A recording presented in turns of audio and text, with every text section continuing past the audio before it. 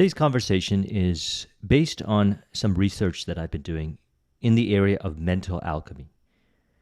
And I also want to tie it into some of the works that I've been studying, some from U.S. Andersen. Some of you might know he has a book, Three Magic Words, as well as the Kybalion, one of my favorite books that I refer to.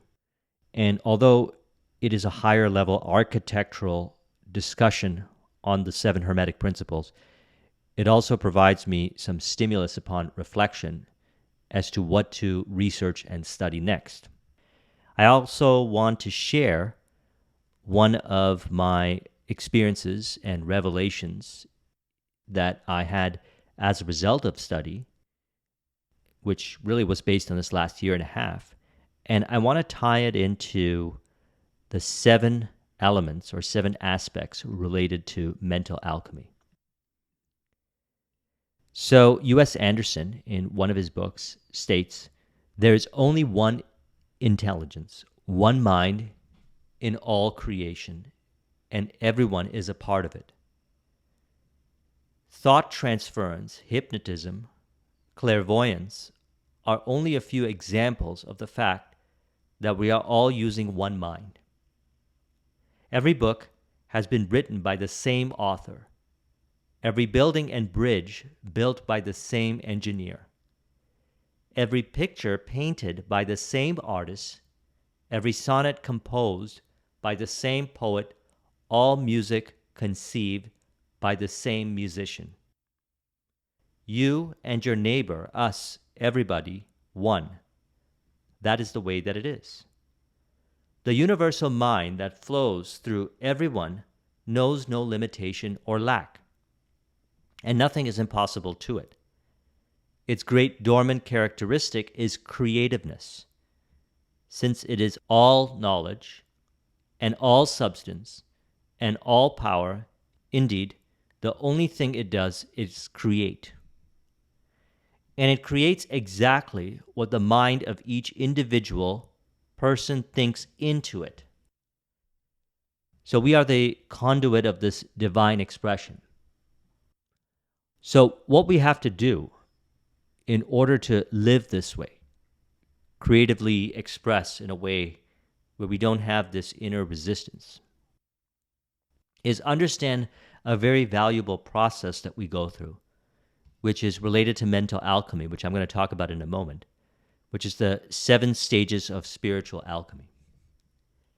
As we go through these stages, we'll notice that we will experience less of the inner resistance in relation to our creative expression, whether it be arts, sciences, entrepreneurship, whatever form of creative expression.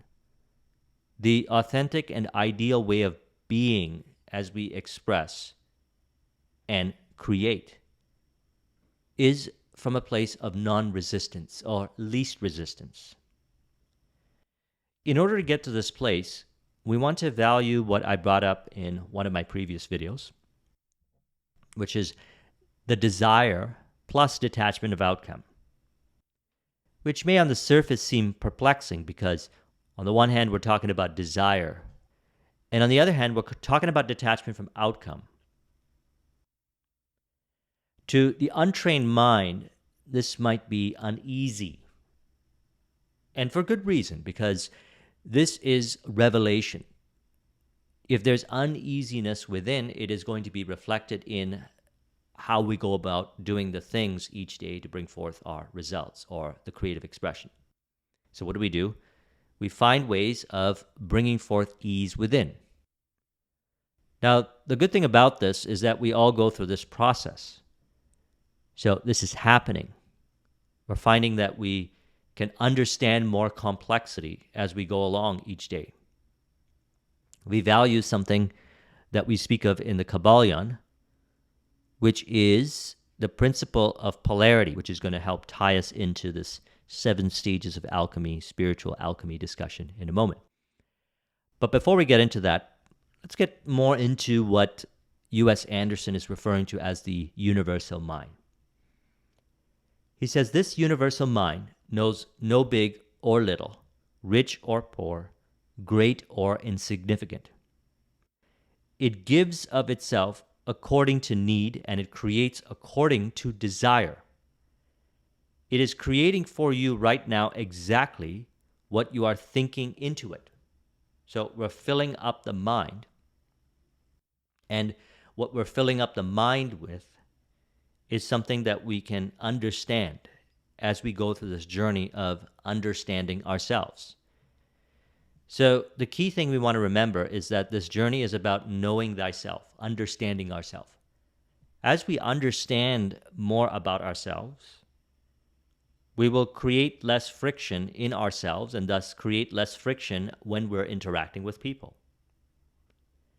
A person who creates conflict with others on the journey to realizing their vision can track to the source of that conflict within themselves, because the externalized conflict is the theater that has its origins in mind. Why do we create the conflict? Well, perhaps we think of little, insignificant, poor, scarcity, anything related to that. The universal mind does not know this difference between big or little, rich or poor, great or insignificant. That's the individual meaning. Through experiences and interpretation of those experiences, we form these conclusions in our mind. And one of the things that happens, and we're going to tie this into entrepreneurship and the day-to-day journey in relation to career business, is we get into this mode of competition rather than creativeness. As he had articulated, that creativity or creativeness is a natural way of being. As we start to integrate through this process, which is an alchemical process, which we're going to talk about in a moment, we release from comparison and move into deeper integration.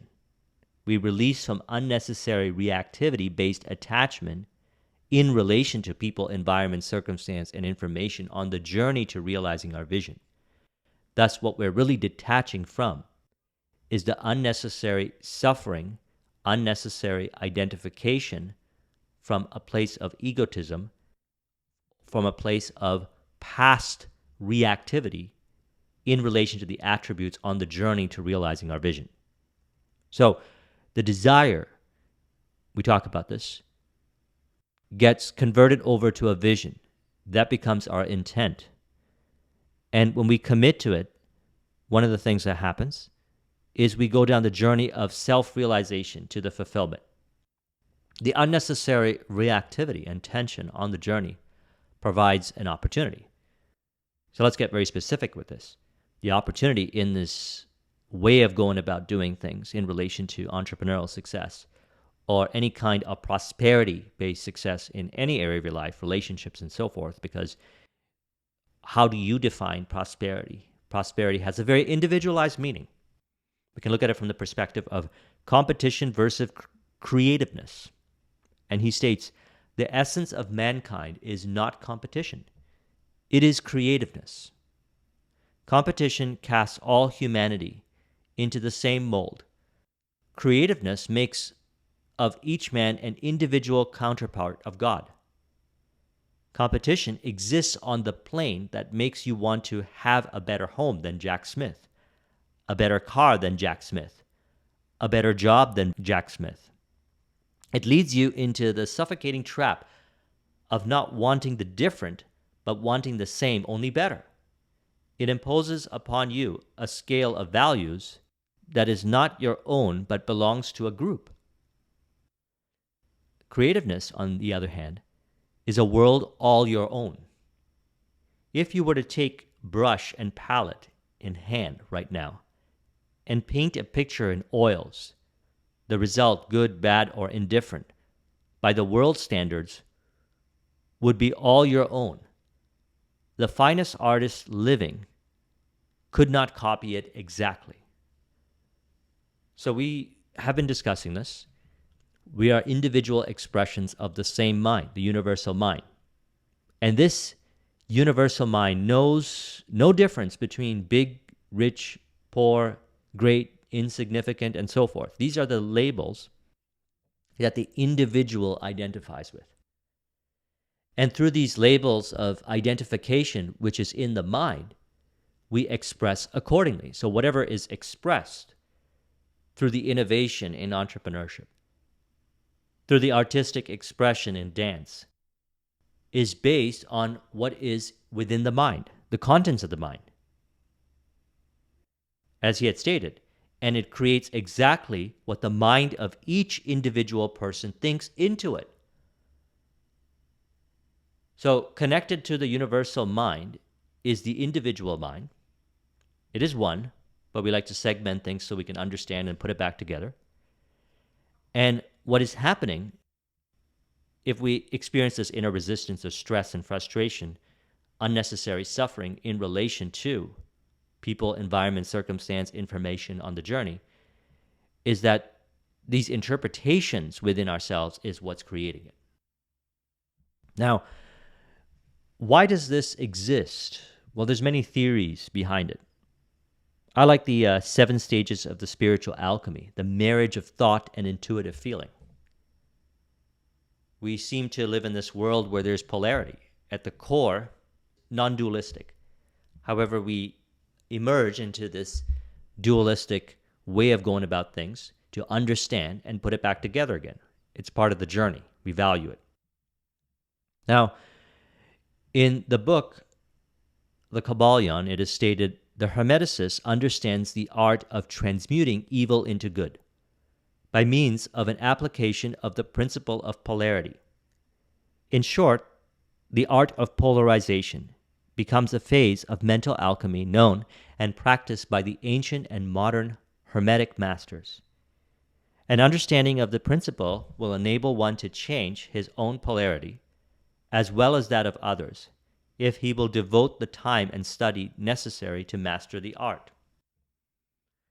This is otherwise referred to as transmutation. So let's get into discussion about transmutation. Transmutation is a term usually employed to designate the ancient art of the transmutation of metals, particularly of the base metals into gold. The word transmute means to change from one nature, form, or substance into another, to transform. And accordingly, mental transmutation means the art of changing and transforming mental states, forms, and conditions into others. So you may see that mental transmutation is the art of mental chemistry. If you like the term, a form of practical mystic psychology. So when we study the works of many mystics, they seem to communicate a certain way. And perhaps in one stage of our journey, it doesn't make sense to us. Certainly it was the case with me. I would listen to maybe some of the more abstract and esoteric information in the earlier stages of my journey.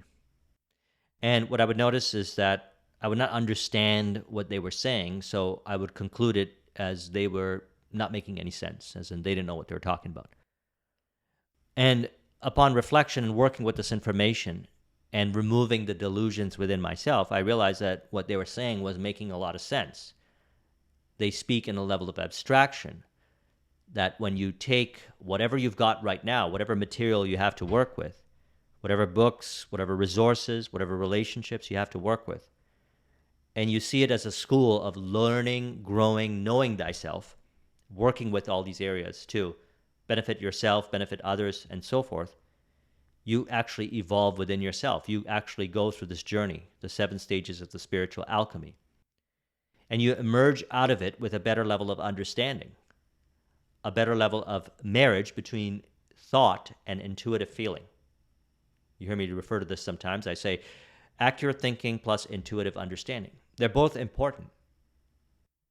Thinking helps us communicate effectively, connect with each other, helps us plan, helps us organize, helps us structure.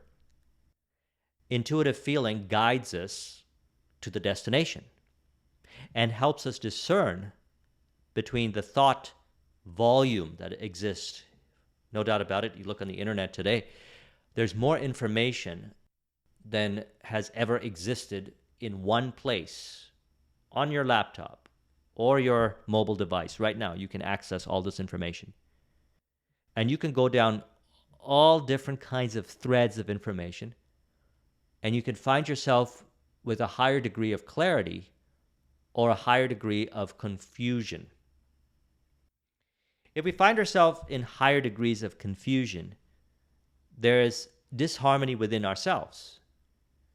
And what we want to do is align the harmony within ourselves. So transmutation, alchemy, or chemistry on the mental plane, as stated in the Kybalion, is important enough in its effects to be sure. And if the art stopped there, it would still be one of the most important branches of study known to man. But this is only the beginning. Let us see why. The first of the 7 Hermetic principles is the principle of mentalism, the axiom of which is the all is mind, the universe is mental, which makes that the underlying reality of the universe is mind. And the universe itself is mental, that is, existing in the mind of the all. We shall consider the principle in succeeding lessons, but let us use the effect of the principle if it be assumed to be true. If the universe is mental in its nature, then mental transmutation must be the art of changing the conditions of the universe. Now we want to reflect upon this very deeply. As stated, if the universe is mental in its nature, then mental transmutation must be the art of changing the conditions of the universe.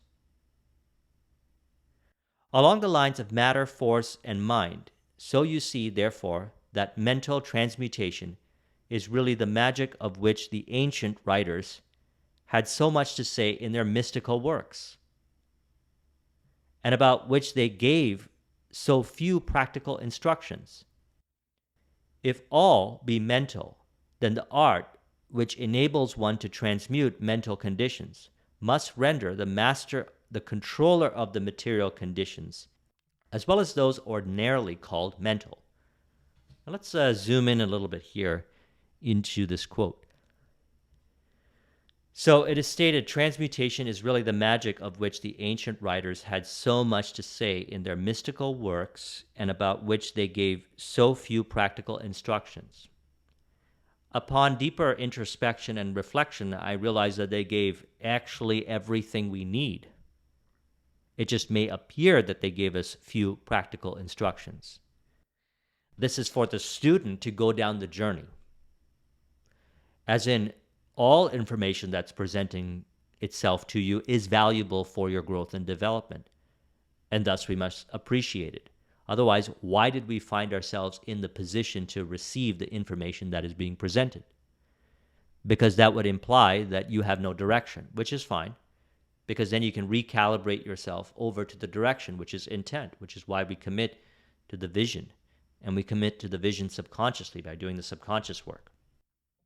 Now, when a person commits to a vision, be it entrepreneurship, relationship, whatever form of prosperity, they go down the journey that they were going to go anyways in life, which is this spiritual 7 stages of the spiritual alchemy journey, which is actually the marriage of thought and intuitive feeling. A person then becomes more balanced. When we look at law of polarity, for example, which we've been discussing, we say, okay, there's hot, there's cold, and then there's varying degrees between hot and cold. And it can get hotter, it can get colder. You can go left, you can go right, and there's varying degrees or a varying degree in between left and right, which will send you down a different destination. Another way of looking at this is the ability to hold 2 conflicting thoughts in your mind. On the one hand, we say, have a desire. On the other hand, we say, detach from outcome. This is part of the training of the mind, because it's really about knowing when to detach from the outcome, and the knowing is found within through experience. And this is something that we talk about in consulting or mentorship. If somebody shows up and they say, I'm trying really hard to make this happen, you say, look, take a break, go for a walk, and you'll figure it out. But they're so attached to the outcome that they say, I don't want to take a break. I don't want to go for a walk. I want to keep working on it. Because they have not realized yet the power of what we've been discussing, alpha, theta, is that there are times when you release from the excessive activity. Not necessarily all the time. That's part of the varying degree as well. You release from the excessive activity. You step away from it. And then you allow the insight to show up from within. I remember a number of years ago, I was involved with a very intensive project. I felt that it was really eating up my time, energy, resources. And I felt trapped. And the trap was in my own mind. And I was creating all these circumstances and interpretations to validate that trap. And I distinctively remember saying to myself, it's time to go for a walk. I know I'm going to somehow get the answer, but the first step is to release from this, do something different. No use in repetitively doing the same thing, because it seems to be that I just keep spinning my wheels and digging myself in this ditch and binding myself there, trapping myself there. So I actually went for a walk, and the idea popped up in my mind to connect with somebody, to bring in, to work on that particular project. I brought them in, and it allowed me to be free of a lot of excessive, unnecessary doing that I was involved with. And the project was seen all the way till completion. It was in benefit for me, the project that I was working on, and that individual that I brought in. But I did not have the insight unless I had stepped away. Because in the overly identification with the thought, the thinking, the overthinking we call it, I didn't allow the intuitive understanding and feeling to express, that was looking to express. And upon reflection of this and many other experiences, now I suggest in all of my videos maintaining flow, because flow is essentially where you can automatically marry the thought and intuitive feeling in your creative expression. If a person is overly identified with the thinking, they may think it's a very simplistic idea. Go for a walk. That only emphasizes the depth of digging into that particular thinking process. If we do the same thing, generally we tend to get the same results. Now, the beautiful thing about this journey is we actually get excluded out of these errors in thinking, inaccurate thinking, by bringing a greater harmony within ourselves with the thought and intuitive feeling through the 7 stages of spiritual alchemy. Let's talk about this. So we don't necessarily go through these stages in a linear fashion. It can have some overlaps. But generally it starts with calcination, the first step. Here's where we start to let go of egotism, self-doubt, and stubbornness. Now let's weave this into what we have been discussing in relation to a vision. So you have a goal, a vision, a definite chief aim as discussed in Think and Grow Rich, or something like that you're moving towards. And usually in the first phase of the journey, and we could say all throughout the journey as well, because we have to remember this is not rigid, is we have these egotism-based elements, self-doubt, stubbornness, because we're so identified with certain thought processes that we need to purify our mind from. So we begin to let go of this. If you commit to a vision and you stay committed to the vision, then all paths lead you to that vision. We can only create unnecessary convolution and complexity in ourselves, deny the end to ourselves, or create the unnecessary complexity through the self-doubt, stubbornness, egotism, and so forth. And thus we want to let go of these areas. And we let go of these areas through, as I refer to, the 4 subconscious mind modalities that I use. Subconscious mind audio, self-talk, revision, or environment, placing yourself in ideal environments, or something that you have discovered. We need a handful of tools and processes that we can work with. Certainly I've shared a lot all throughout our discussions. And you want to find the ones that work for you. What helps you release from any element related to egotism, self-doubt, and stubbornness? For example, these are some areas. These are really deeply rooted thought processes or beliefs that are wired into an identity that we want to release from. Then we go into dissolution. In this phase, lack of responsibility, avoiding traumatizing experiences or memories from the past, or any other kind of inner resistance elements are brought forth for purification. So we may try to fight or flight our way from circumstances that seem to show up only to find ourselves in those circumstances again in a different area of our lives. And part of this spiritual alchemy journey of purification is to actually understand what those things are revealing as far as what's buried within the unconscious in relation to whatever shows up: people, environment, circumstance, and information. So we begin to work with those areas. Revision is a great way of doing it, going back and changing how we related to past experiences in our lives. Taking responsibility is the first step. And this is an ongoing journey, so you don't have to do this all at once. This is part of it. That's why I was suggesting that my own experiences going through this journey is maybe a little bit of this and maybe a little bit of that. And as long as the journey continues and a person continues down this pathway, they will feel more flow and creative expression and infuse it in what they do. And thus, when they commit to something, they'll be able to stay committed to it and see it all the way to completion. Number 3, separation. So this is where we get to this place in our journey where we say, what is authentic and true to us? We've heard many suggestions of what is authentic and true based on interpretations that we've heard from others. But for some reason, we don't seem to resonate with that. This is where we tie into our intuition, intuitive feeling. And from there, we begin to think. So the marriage of the thought and intuition is beginning to take place, harmonizing within. And we ask the question, what is authentic and true to you? One of my favorite things that I like to ask people when I do consulting is, what do you really desire? And that's a question that I like to ask myself on a regular basis. And this is where we get into more nuances, like why does a person go to a certain restaurant versus another restaurant? Why is it that you like one restaurant? Maybe it's the ambience. Maybe it's a certain environment. Maybe it's the kind of food, because beyond just the food, there are all the other elements that make that particular experience something that you desire within yourself to re-experience. Understanding what those elements are will reveal what is authentic and true to you. And you'll be able to further discern, because what we're really doing is we're connecting to the authentic self and living from there, because then the creative expression and what U.S. Andersen spoke of will be automatic, not based on competition, which is from the mind, but creativity, natural expression. So then we get into conjunction.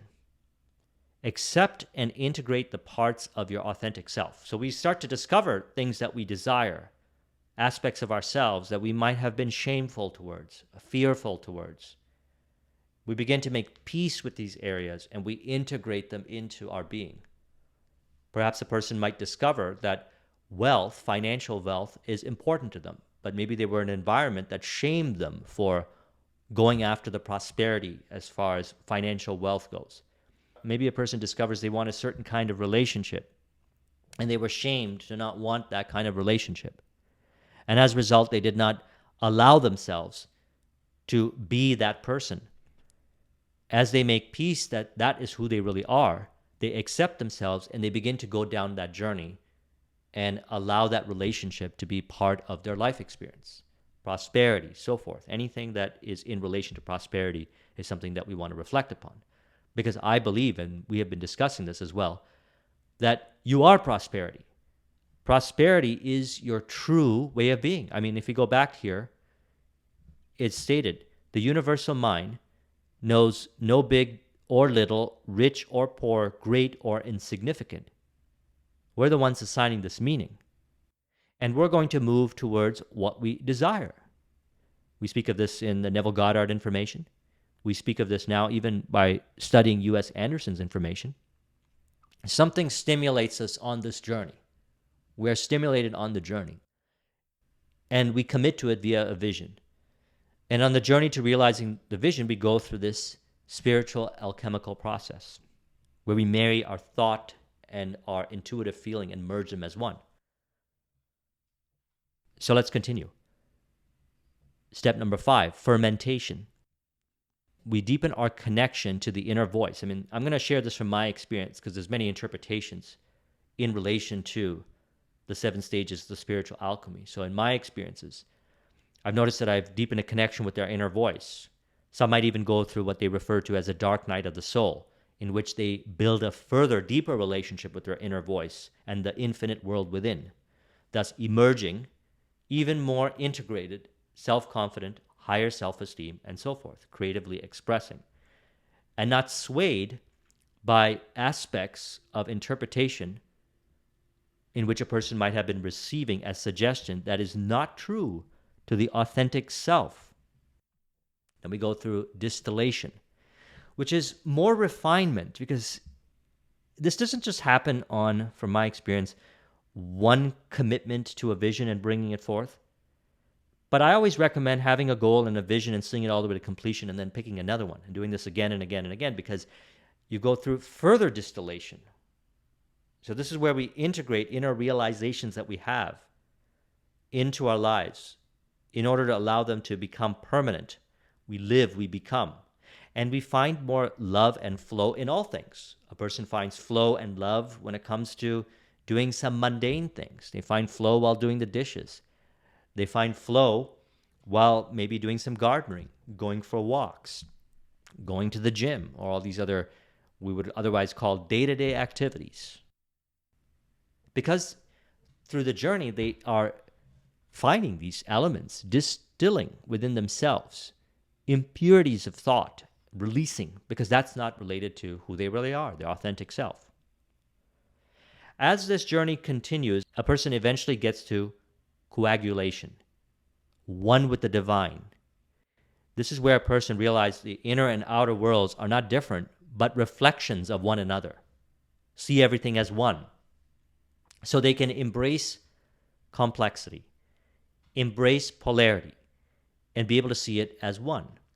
Because on the journey, they have released themselves from so much of these interpretations that was creating unnecessary separation, which was related to, we go back to the beginning, maybe self-doubt, stubbornness. We call this disempowering, limiting programming, and so forth. Now, as a person gets there, they decide what they want and they go after it. They commit to something and they make it happen. They understand, and we're tying this into what we were bringing up earlier, what the mystics referred to, which a lot of times seem very simple. Like Neville Goddard states, assume it is done, know it is done, and it is done. For those that are not on that stage of the journey of self-confidence, they might see that as way too simplistic. Oh, the mystic said, assume it is done, and it's done. Therefore, it doesn't make any sense, because there's all this complexity that needs to be done. You do become self-confident to the place where you can assume it is done, and then you know it is done, and it's brought forth. That's why I always say, value the journey and see it as one, because on the journey to realizing a vision, the process of spiritual alchemy is happening. Marriage of thought and intuitive feeling is happening. Now, the alchemists might have put together a process like this to explain what we all go through. And many different philosophies and spiritualities, you can go and study it. They have their own versions of exactly what it is that we're talking about here. For me, I was always fascinated by the concept of alchemy and the understanding of their principles and how integral they were. For me, integration is an important part of life, and this whole journey is related to integration, removing unnecessary competition and conflict to bring forth a higher degree of creativity. So how is this practically experienced? For example, we brought up, you can tie this into entrepreneurship and business. Well, for example, what some might see as competition, you find creative ways to form partnerships. You once maybe saw yourself in conflict with your prospect, team member, vendor, or so forth. You now see it as an opportunity to build a relationship. And then this, what would otherwise appear as very esoteric information, is quite practical. It's communicated in a way that encompasses a lot of nuances in abstract statements. And the way to understand the nuances is to actually go through the journey, which means combining the knowledge of what we learn from the vast amount of knowledge that's available today And when we track to the origins of this knowledge, we go back to alchemy and the things that they knew in ancient Egypt. And they made it part of their philosophy, which was knowledge plus experience equals wisdom. And what we want today is to connect back to those origins. So when we know these things in theory, we must live it in practice.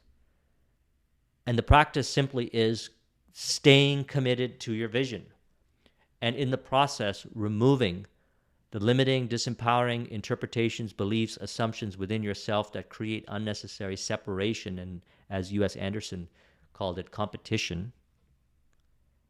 As then you allow yourself to express, you'll notice your behaviors, your thoughts, your capabilities, your actions, everything becomes more flow-based and in alignment, more so each day in relation to your vision.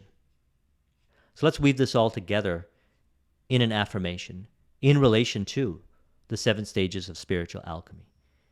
You could say, I realize that more so each day, I let go of the attributes that are not really who I am. As a result, I find a higher degree of responsibility and acceptance of experiences, thus releasing from the internal resistance, bringing me into a higher degree of purity of mind. I then identify with, fuse with what is authentic and true to me. I accept and integrate these aspects that are in relation to my authentic self. This deepens my connection with intuition in understanding and brings me and carries me through any challenges that occur to transmute them into opportunities. As a result, I live the philosophy. I become who I was destined to be in relation to my vision, finding love and flow in all things. This brings me into deeper integration with the world within, the divine, as I realize that the inner and outer world is one with each other. If you would like a copy of this mind map, the link is in the description. Thank you very much for watching. I'll talk to you soon. Take care.